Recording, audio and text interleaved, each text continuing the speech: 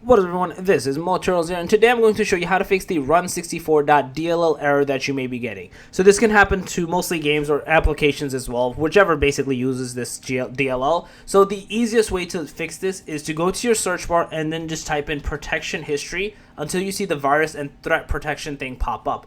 In here, you're going to basically go into where it says manage settings into the virus and threat section.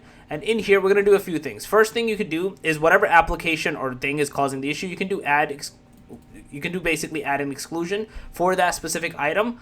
And then basically whatever that application is, right? You're going to find it, you're going to find the path and add a specific exclusion for that. The next thing you can do is essentially wherever the threats happen. So here, protection history, for example, in here, you're going to see certain threats that happen. So let's, like, just to say this one as an example is a threat, you're going to click into this and you're going to essentially allow it. So it's going to show you that .dll, like the rune64.dll issue occur. You want to allow it to basically bypass it because it's a false positive. It's thinking it's a virus. So you want to essentially allow it. So just be cognizant. It's not a virus. Obviously, make sure that it's from like a game or something that's from a trustworthy or application from a trustworthy source. But this is the second thing. So the first one is just making whatever application itself is causing the issue, making an exclusion. The second is from the protection history itself, doing it from there. Once you do this, you should be good to go and not have this error persist any longer. So yeah, that's basically it. If you guys have a video, please subscribe to the channel, make sure to subscribe, click that notification bell, and that Moturals out. Peace.